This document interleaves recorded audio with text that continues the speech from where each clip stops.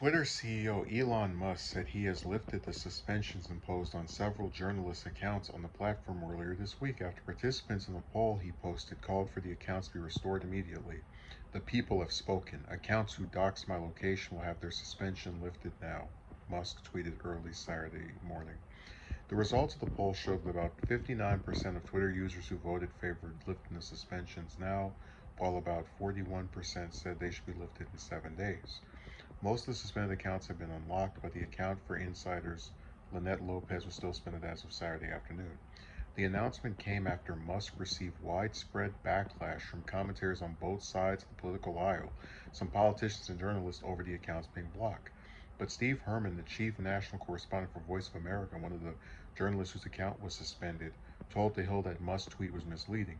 He said he was only allowed to remove the offending tweets or file an appeal against suspension. He said he appealed, and his entire Twitter was blocked. Herman said he previously could see other tweets, but not direct messages or notifications. He said he can no longer see his timeline. So appealing puts one in a deeper level of purgatory, Herman said. Musk has emphasized that he aims to protect free speech on the platform, and some critics slammed him for hypocrisy after journalists were suspended. Rep. Lori Tron tweeted on Thursday that Musk had just told her team that the platform would not retaliate against journalists who published criticism of him on Twitter shortly before the accounts were suspended. Musk has claimed that the journalists were providing personal information about the location that amounted to assassination coordinates. The reporters and commentators have said they were covering Twitter's suspension of another account that tracked the location of Musk's private jet using publicly available information. Musk had previously said he would not suspend that account shortly after he acquired Twitter. He said doxing and giving real-life information on someone's location should not be considered protected free speech. But conservative commentator Ben Shapiro, who has mostly been supportive of the changes Musk has made to the platform, said the suspended account tracking Musk's jet was not doing those things. Shapiro tweeted that he is sympathetic to Musk wanting to stop doxing on Twitter, but note that doxing is generally defined as giving someone specific current location, not speculating based on flight information available to the public. So, I said before, I think Twitter is, along with Discord, one of the worst two social media sites out there. And a lot of it is due to the fact that I just don't think it's a very productive place. But I've been very intrigued by the new era that seems to be enveloping the site as Musk has taken it over and bought it.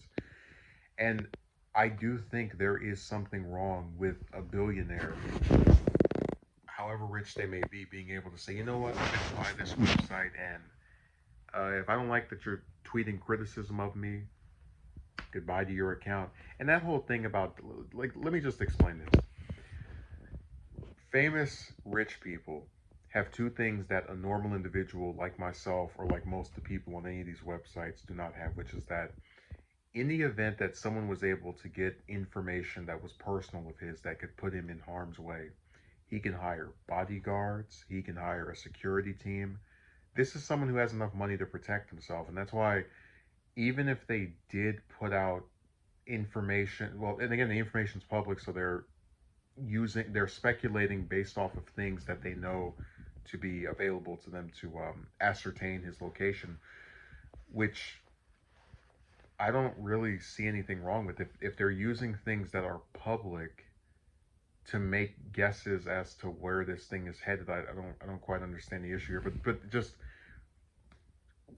getting back to what I was saying, I really can't understand where he could not protect himself if he truly believed he was threatened or in harm's way, whatever, um, in a way that most people cannot, because most of us can't afford to, have a private jet or some other thing that's exclusive to us that we fly around in. So I believe what I really, this is my theory.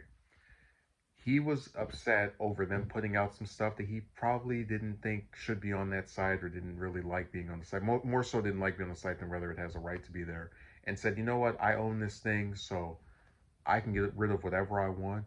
And then when he started seeing all that backlash that was enveloping, where both sides were like, hey, you're going too far. That was when he decided, okay, I should moderate myself a bit and pull back. But it's sad that it took an effort like that to get him to relent and to actually say, hey, maybe I shouldn't just post. Maybe I shouldn't just get rid of people when they post something I don't like. And like I said, I'm all for getting rid of stuff that reveals where people are located and private information, but that's not what they did. And I don't even usually side with Shapiro, but based off of what I'm being told this story, he seems to have been in the right here. So this Twitter era is going to be really interesting.